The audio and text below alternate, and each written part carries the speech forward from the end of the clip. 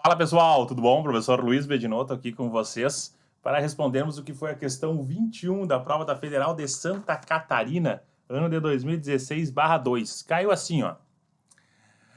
As investigações de Galileu, no século XVI, sobre o movimento de queda livre foram um marco para o desenvolvimento da ciência moderna, pois contribuíram para suplantar a ciência física medieval, até então orientada amplamente pelo pensamento do filósofo grego Aristóteles, no século 6 antes de Cristo.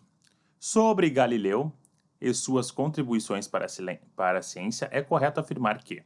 Vamos ver. Primeiro, considera que a matemática e os procedimentos experimentais eram importantes para o desenvolvimento da teoria sobre os movimentos. Tá, olha só. Além dessa questão do movimento de queda livre aí que Galileu trabalhou, ele também trabalhou com questões do movimento da Terra, questões de heliocentrismo, geocentrismo, tá?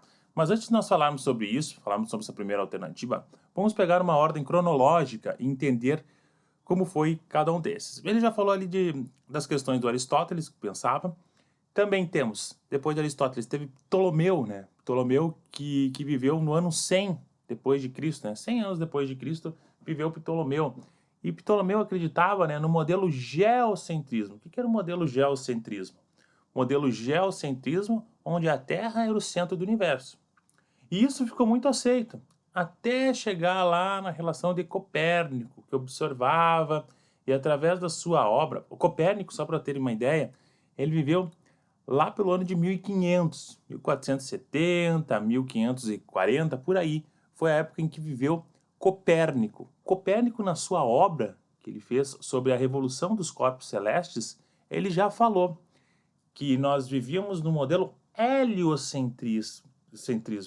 O que é isso? Onde o Sol é o centro do universo.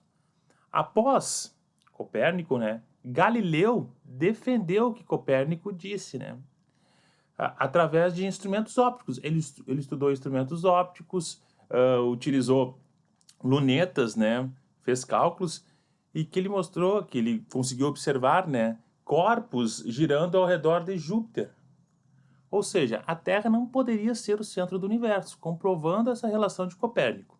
Isso é uma ordem cronológica. Ptolomeu, geocentrista, Copérnico, heliocentrista, Galileu, comprovando isso através dos seus experimentos e das suas comprovações matemáticas, assim como ele comprovou, né, nessas questões de queda livre, cálculos que ele fez comprovando, né? Até ele fez cálculos onde quando não temos a relação de nenhum atrito, né, a gente consegue perceber que em movimentos de queda livre, se eu tiver, por exemplo, 100 quilos de chumbo e uma pena pesando, sei lá, 10 gramas, e caem da mesma altura, ambos chegam ao mesmo tempo no solo, né?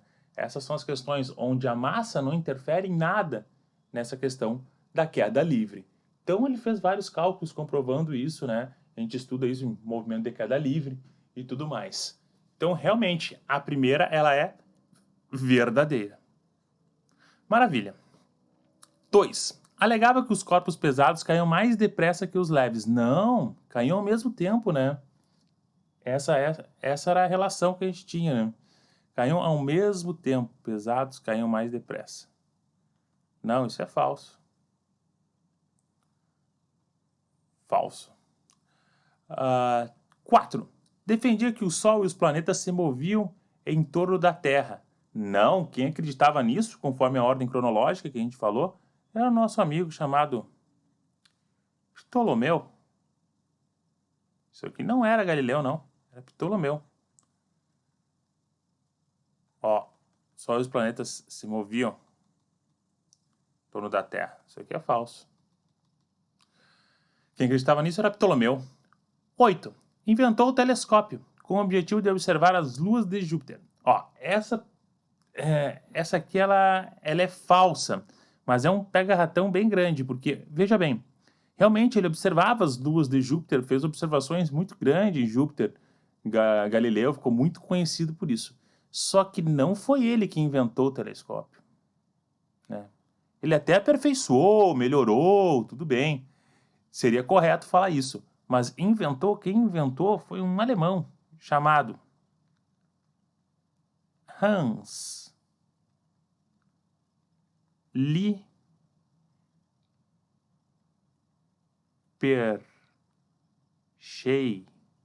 Não sei se é assim que se pronuncia o nome desse nosso amigo aqui, mas foi esse cara aqui, ele é alemão. E foi quem inventou o telescópio, começou a utilizar ele com maior finalidade, tá? Podemos dizer até que Galileu melhorou, aperfeiçoou, mas quem inventou realmente não foi Galileu, foi esse nosso amigo Hans ali. Então essa afirmação aqui, ó, por causa de inventou o telescópio, é falsa também. 16. Propôs experimentos de pensamentos que continham argumentos similares àqueles posteriormente presentes na lei da inércia de Newton. Bem, o que aconteceu, né? Galileu, ele já havia observado, por exemplo, um caixote sendo empurrado. Ele já havia pego assim, por exemplo, vamos escrever aqui, botar um chãozinho e um caixote. Ele já tinha uma relação de ver um caixote sendo empurrado, sendo uma força vindo no caixote, né? Ele já conseguia ter essa noção e ele começou a perceber o seguinte, né? Já aquelas primeiras relações da lei de Newton. Se ele estava em movimento, ele tendia a permanecer em movimento, se não tivesse nenhuma força resultante atuando nele, né? Só que ele ainda, obviamente, naquela época, não tinha desse conhecimento de força resultante, mas ele já tinha essas ideias deles, como o empurrar um caixote, o que está acontecendo, como poderia isso ocorrer, né? Onde foi explicado melhor na lei da inércia de Newton. Mas ele já tinha alguns argumentos, já tinha algumas relações pensando justamente nessa lei da inércia.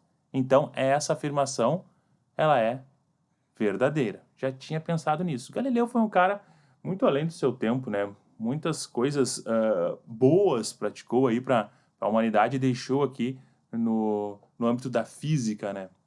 32.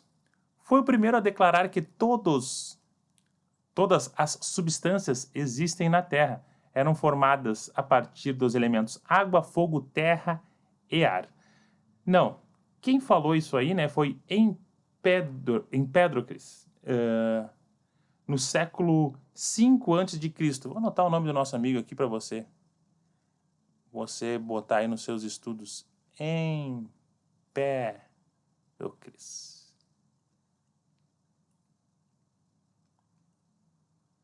Que falou isso aqui. Isso aqui foi século, ó. Bota aí, século 5 antes de Cristo, tá? Aristóteles também acreditou isso, né? Acreditou nessa relação que foi dita, né? Que existia os elementos a partir de água, fogo, terra e ar, né? Acreditava nisso. Por causa, obviamente, do pouco conhecimento da época. Depois foi havendo uma evolução e tudo mais, e a gente conseguiu perceber que não era bem assim. Portanto, a 32 ela é falsa. Ficamos apenas o quê? Com a 16 verdadeira e com a 1, né? 16 e a 1 verdadeira. Como a questão da Federal de Santa Catarina pede o somatório, 16 mais 1, 17 é o gabarito da nossa questãozinha. Maravilha, pessoal?